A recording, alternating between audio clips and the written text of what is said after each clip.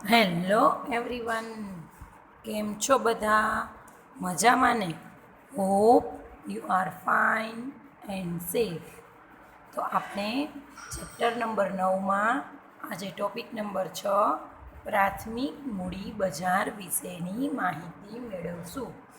તો ગયા લેક્ચરમાં આપણે જોયું હતું કે મૂડી બજારના બે ભાગ છે, એક પ્રાથમિક બજાર અને બીજું ગૌણ બજાર. તો આપણે મૂડી બજારના ભાગને જ માહિતી મેળવવાની છે. એમાં આપણે આજે પ્રાથમિક બજાર અને ગૌણ બજાર વિશેની માહિતી મેળવીશું. તો ચાલો જોઈએ વિદ્યાર્થી મિત્રો, પ્રાથમિક મૂડી બજાર. પ્રાથમિક મૂડી બજારને આપણે પ્રાઇમરી કેપિટલ માર્કેટ કહીએ છીએ. જ્યારે કોઈ પણ કંપની છે એ આઈપીઓ બહાર પાડે કે જે ન્યૂ ઇશ્યુ માર્કેટ હોય, કે જ્યારે નવી જ કોઈ કંપની અસ્તિત્વમાં આવી હોય અને શેર બજારમાં આવી હોય, બરાબર, જ્યારે પ્રથમ વખત જ શેર બહાર પાડવામાં આવે અને રોકાણકારો આવી જામીનગીરીઓ છે એ ખરીદી છે અને આના કારણે એક મોટું ભંડોળ છે એ ઊભું કરવામાં આવે, જેને આપણે પ્રાથમિક મૂડી બજાર તરીકે ઓળખીએ છીએ. તો ચાલો જોઈએ વિદ્યાર્થી મિત્રો, પ્રાથમિક મૂડી બજારનો અર્થ. બહાર પાડવામાં આવતી નવી જામીનગીરીઓનું બજાર છે. પ્રાથમિક બજાર શું છે? તો કે નવી જામીનગીરીઓનું બજાર છે. બરાબર. આ પ્રાથમિક મૂડી છે એ બજારને નવી જામીનગીરીઓનું બજાર તરીકે પણ ઓળખવામાં આવે છે. New issue market. બરાબર. પ્રથમ વખત જ્યારે બહાર પાડવામાં આવતી નવી જામીનગીરીઓના વેચાણનું બજાર હોવાથી રોકાણકારો માત્ર શું કરે તો કે નવી જામીનગીરીઓ ખરીદી શકે છે. બરાબર. અને આ રીતે જે આપણે મૂડી ભંડોળ ઊભું કરવા માટે નવીન જામીનગીરીઓના વેચાણનું બજાર એટલે પ્રાથમિક મૂડી બજારો. બરાબર. ખાસ અહીંયા નોટ ડાઉન કરજો, પ્રાથમિક મૂડી બજારને નવી જામીનગીરીઓના બજાર તરીકે પણ ઓળખવામાં આવે છે. બરાબર. આના કારણે તો કે ઊંચું મૂડી ભંડોળ છે એ ઊંચું ઊભું કરવામાં આવે. બરાબર. ચાલો, તો લાક્ષણિકતાઓ જેમ વ્યાખ્યા હોય ને એના ઉપરથી જોઈ. વ્યાખ્યામાં કાંઈ આમ નવું છે નહીં, ખાલી એક જ શબ્દ યાદ રાખવાનો છે કે નવી જામીનગીરીઓનું બજાર. બરાબર.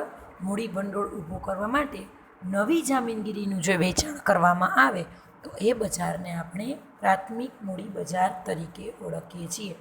તો આના ઉપરથી આપણે શું જોઈશું? આના લક્ષણો. તો કે નવી જામીનગીરી બહાર પાડવામાં આવે, નવી જામીનગીરીઓનું વેચાણ થાય, રોકાણકારો આ જામીનગીરી ખરીદી શકે, પ્રાથમિક બજારમાં અનેક મધ્યસ્થીઓ હોય, જેમાં કે બુક રનિંગ લીડ મેનેજર, બરાબર, ભરણાના રજિસ્ટ્રાર અને શેર દલાલો.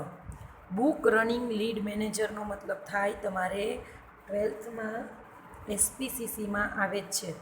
બરાબર. લીડ મેનેજર જ્યારે આપણે શેર અરજીઓ એટલે કે જ્યારે આપણે શેર બુક કરાવીએ, બરાબર, ત્યારે જે આપણને કામ લાગે ત્યારે એને આપણે બુક રનિંગ લીડ મેનેજર તરીકે ઓળખીએ છીએ, કે જે શેર અરજી માટે ખૂબ જ મહત્ત્વનો ભાગ ભજવતો હોય છે.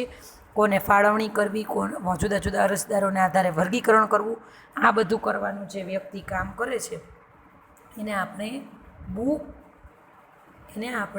બુક રનિંગ લીડ મેનેજર તરીકે ઓળખીએ છીએ. ત્યારબાદ ભરણાના રજિસ્ટ્રાર, રજિસ્ટ્રાર ટુ ઇશ્યુ.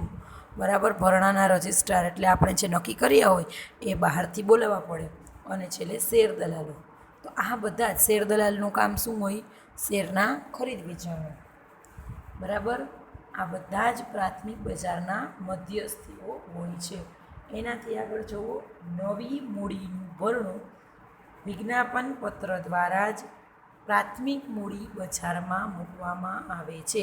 ખાસ વિજ્ઞાપન પત્ર, વિદ્યાર્થી મિત્રો, તમને એ ખ્યાલ જ છે કે વિજ્ઞાપન પત્ર એક જ ડોક્યુમેન્ટ એવો છે કે જાહેર જનતાને શેર, ડિબેન્ચર કે અન્ય જામીનગીરીઓ ખરીદવા માટે આમંત્રણ આપતો દસ્તાવેજ છે. એટલે ખાસ વસ્તુ અહીંયા નોટ ડાઉન કરજો. વિજ્ઞાપનપત્ર એક જ એવો દસ્તાવેજ છે અને વિજ્ઞાપનપત્રની મદદથી જ પ્રાથમિક મૂડી બજાર છે એમાં મૂકવામાં આવે છે. એટલે કે નવી જામીનગીરીઓ છે એ બહાર પાડીશું.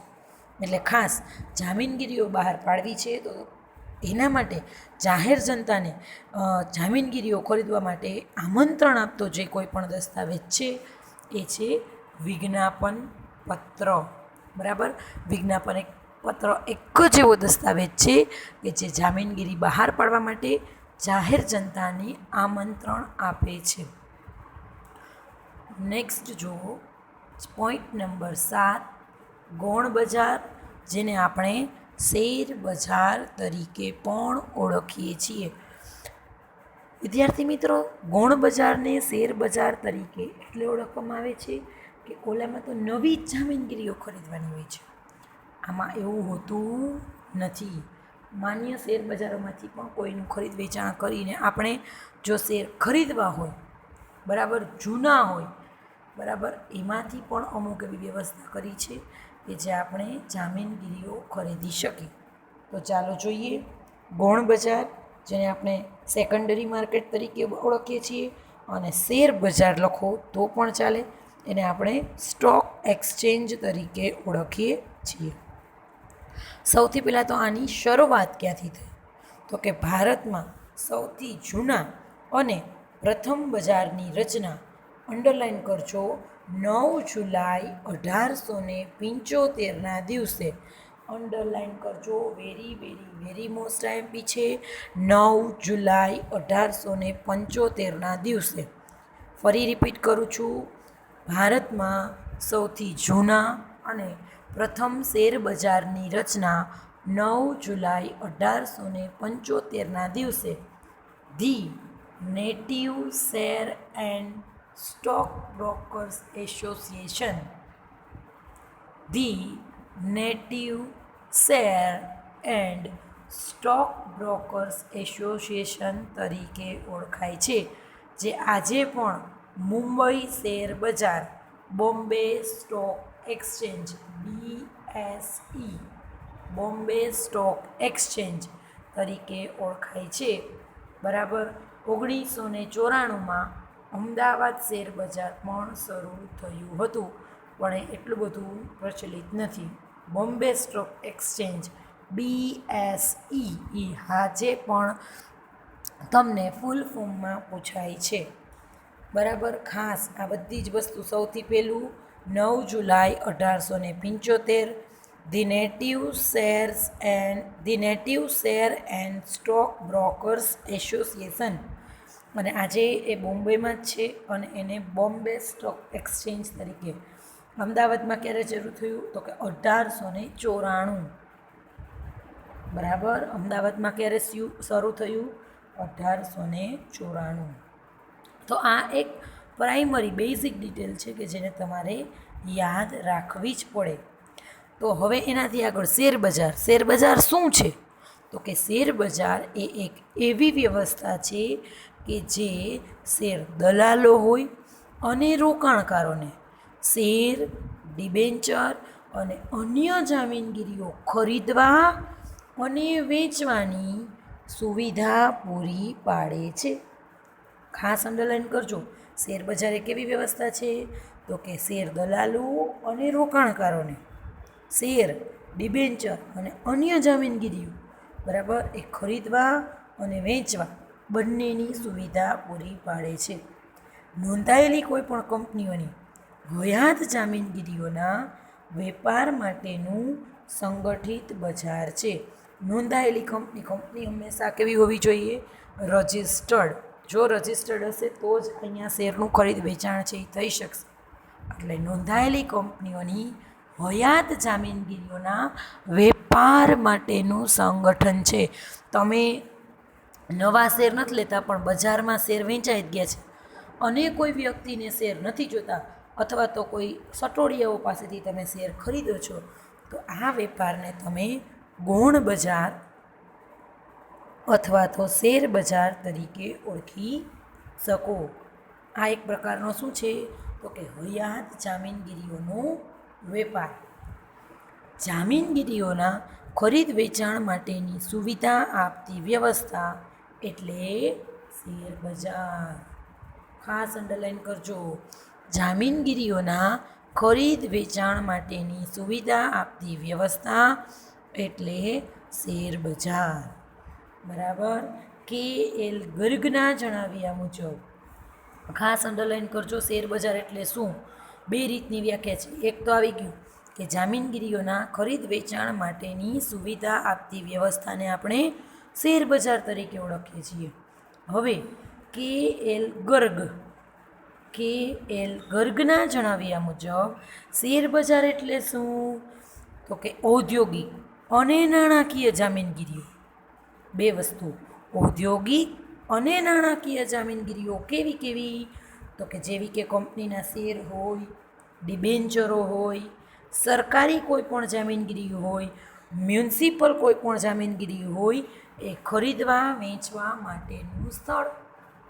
બરાબર. એટલે ખાસ ટૂંકી જો વ્યાખ્યા કરવી હોય તો ઔદ્યોગિક અને નાણાકીય જામીનગીરીઓ ખરીદવા વેચવા માટેનું સ્થળ. પણ આટલી વ્યાખ્યા સીમિત લખી શકીએ નહીં. કે એલ ગર્ગના જણાવ્યા મુજબ શેર બજાર એટલે ઔદ્યોગિક અને નાણાકીય જામીનગીરીઓ જેવી કે કોઈ કંપનીના શેર છે, ડિબેન્ચર છે, સરકારી જામીનગીરીઓ છે, મ્યુનિસિપલની કોઈ પણ જામીનગીરીઓ છે. આ ખરીદવા વેચવા માટેનું જે કંઈ પણ સ્થળ છે એને આપણે ગૌણ બજાર તરીકે ઓળખીએ છીએ અથવા તો શેર બજાર તરીકે ઓળખીએ છીએ. કદાચ કે એલ ગર્ગના જણાવ્યા મુજબ ગૌણ બજાર એટલે શું તો પણ તમે આ જ વ્યાખ્યા છે એ લખી શકશો. નેક્સ્ટ જુઓ, આજે આપણે હવે આટલા મુદ્દા કરવાના છે કે ગૌણ બજારની લાક્ષણિકતાઓ કેટલી. એટલે આજે આપણે મૂડી બજાર છે એના બે પ્રકારો જોયા, પ્રાથમિક બજાર અને ગૌણ બજાર. બરાબર. તો ચાલો જોઈએ ગૌણ બજારની લાક્ષણિકતાઓ. કેરેક્ટરિસ્ટિક્સ ઓફ સેકન્ડરી માર્કેટ અથવા તો કેરેક્ટરિસ્ટિક્સ ઓફ સ્ટોક એક્સચેન્જ. બરાબર. તો બે શબ્દો છે તમે અહીંયા યાદ રાખજો. બરાબર. એમાં પહેલી વસ્તુ નોંધાયેલી કોર્પોરેટ સંસ્થા. બરાબર. તો એમાં જો જામીનગીરીઓના વ્યવહારોમાં નિયમન કે નિયંત્રણ લાવવા માટે સ્થાપવામાં આવેલી નોંધાયેલી કોર્પોરેટ સંસ્થા છે. જો તમારે જામીનગીરી બહાર પાડવી છે, વ્યવહારોમાં નિયમન કે નિયંત્રણ લાવવું છે, તો તમારી કંપની હંમેશા કેવી હોવી જોઈએ તો કે નોંધાયેલી. આ સંસ્થા કેવી હોવી જોઈએ? નોંધાયેલી કોર્પોરેટ સંસ્થા હોવી જોઈએ. ત્યારબાદ જુઓ સરકારની મંજૂરી. તમને ખબર જ છે 1956ના જામીનગીરી કરાર અનુસાર અથવા તો 1956ના નિયમન ધારા અનુસાર શેર બજારો એ કેન્દ્ર સરકારની મંજૂરી લેવી પડે છે. ચાલો શેર બજારમાં કોની મંજૂરી લેશું 1956ના કાયદા મુજબ? તો કે કેન્દ્ર સરકારની. એટલે ખાસ સરકારની મંજૂરી કેન્દ્ર સરકારની લેવી પડે છે. કયા સરકાર? તો કે કેન્દ્ર સરકાર. કયો કાયદો કહે છે? તો કે 1956નો જામીનગીરી કરાર અથવા તો નિયમન ધારા અનુસાર. તમે સંગઠિત બજાર અને બિનસંગઠિત બજાર વિશેની માહિતી મેળવી ચૂક્યા છો. એટલે આ મુદ્દો અહીંયા ઉપયોગમાં આવશે. સંગઠિત બજાર હયાત કે વર્તમાન નોંધાયેલી જામીનગીરીઓના સોદા માટેનું સંગઠિત બજાર છે. કેવા છે? હયાત કે વર્તમાન. ખાસ અંડરલાઈન કરજો, હયાત હોય કે વર્તમાન હોય. બરાબર. નોંધાયેલી છે એ જામીનગીરીઓનું સોદા માટેનું બજાર છે. એ પણ કેવું? તો કે સંગઠિત બજાર. એનાથી આગળ સભ્યપદ. શેર બજારમાં સોદા કરવા માટે શેર બજારનું સભ્યપદ મેળવવું પડે. બરાબર. ડીમેટ ખાતું હોવું જોઈએ. અથવા તો શેર બજારનું સભ્યપદ એટલે શેર બજાર સાથે નોંધાયેલા સભ્યો એટલે કે શેર દલાલ. બરાબર, એ જ શેર બજારમાં સોદા કરે છે.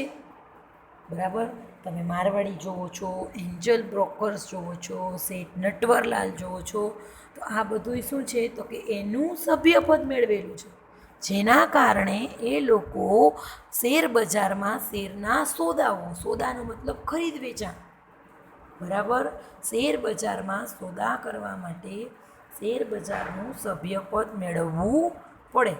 અને શેર બજાર સાથે નોંધાયેલા સભ્યો એટલે જે કાંઈ પણ શેરના દલાલો હોય છે એ જ શેર બજારમાં સોદા કરે છે. બરાબર, એનાથી આગળ જામીનગીરીઓનું બજાર. શેર બજારે કેવું છે તો કે જામીનગીરીઓનું ખરીદ વેચાણ કરવા માટેનું માન્ય સંગઠિત બજાર છે. સંગઠિત બજારનો તો એક મુદ્દો આવી ગયો છે. બરાબર, એટલે ખરીદ વેચાણને કોની સાથે સંબંધ છે? જામીનગીરીઓ સાથે. બરાબર, તો શેર બજાર શું છે તો કે જામીનગીરીઓના ખરીદ વેચાણ માટેનું માન્ય સંગઠિત બજાર છે. આ જ જામીનગીરીઓની નોંધ શેર બજારમાં નોંધણી કરવી ફરજિયાત છે. નોંધણી એટલા માટે કરી શકીએ કે શેરના સોદાઓ થઈ શકે. અને ફરી પાછું કહું છું વિદ્યાર્થી મિત્રો, શેરના સોદા એટલે શેરનું ખરીદ વેચાણ. બરાબર, એટલે ખાસ જામીનગીરીઓની શું કરવી પડે? નોંધણી. જે જામીનગીરીઓમાં નોંધણી છે એ શેર બજારમાં થઈ હોય તેવી જામીનગીરીઓના સોદા છે એ શેર બજારમાં થાય છે. બરાબર, એટલે જામીનગીરીઓની હંમેશા આપણે શું કરવાની હોય? નોંધણી. સંચાલન. તમને ખ્યાલ જ છે, કોઈ પણ કંપનીનું સંચાલન કરવા માટે સંચાલક મંડળ છે એની રચના કરવામાં આવે છે. તો શેર બજારનો પણ વહીવટ અને સંચાલન માટે સંચાલક મંડળ દ્વારા જ કરવામાં આવે છે. કોઈ પણ કંપની હોય એનું સંચાલન શેરધારકો દ્વારા ચૂંટાયેલા પ્રતિનિધિઓ એટલે કે સંચાલક મંડળ દ્વારા જ થાય છે. એટલે સંચાલન કરવા માટે તો કે સંચાલક મંડળ દ્વારા થાય છે. એનાથી આગળ સભ્યો પર કડક અંકુશ. સંચાલક મંડળને પ્રાપ્ત થયેલી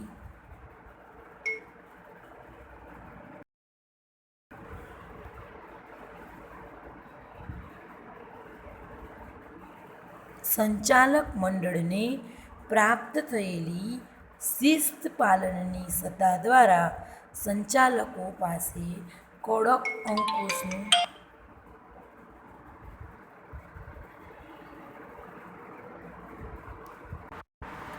સભ્યો પર કડક અંકુશ. નેક્સ્ટ ટોપિક જોઈએ છીએ, સભ્યો પર કડક અંકુશ. હવે સંચાલક મંડળને પ્રાપ્ત થયેલી શિસ્ત પાલનની સત્તા દ્વારા સભ્યો પાસે કડક અંકુશનું પાલન કરાવે છે. બરાબર, સંચાલક મંડળને એક તો પ્રાપ્ત થયેલી સત્તા છે. બરાબર, એટલે એ શું કરાવશે? શિસ્ત પાલન કરાવડાવશે. એટલે સભ્યો પાસે કડક અંકુશનું પાલન કરશે. બરાબર, એટલે શું થાય કે સભ્યો પર કડક અંકુશ. કોઈ એક વ્યક્તિ એવું હોવું જોઈએ, બરાબર, કે જે શિસ્ત પાલન કરાવી શકે. બરાબર, તો એ વ્યક્તિ છે સંચાલક મંડળ. એને પણ સત્તા મળેલી હોય છે, પ્રાપ્ત થયેલી હોય છે. એટલે નેક્સ્ટ છે વ્યવસ્થાકીય માળખું. શેર બજારનું માળખું કેવું છે તો કે વ્યવસ્થાકીય માળખું જે જાહેર કંપની સ્વરૂપનું હોય છે.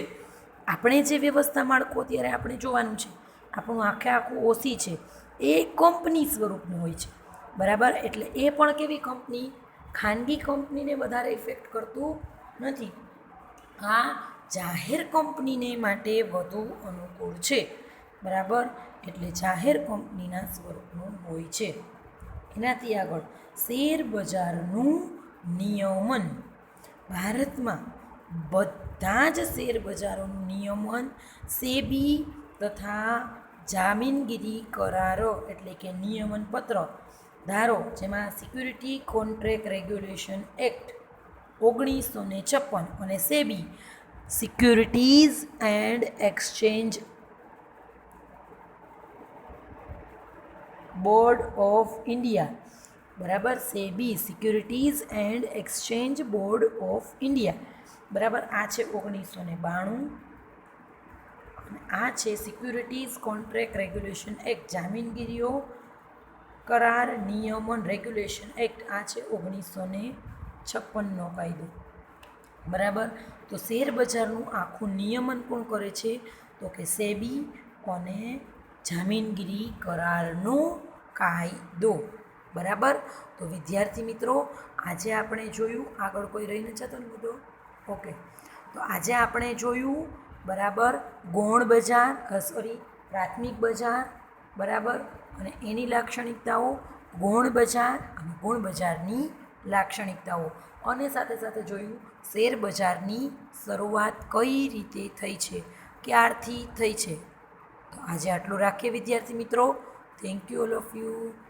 By have a nice day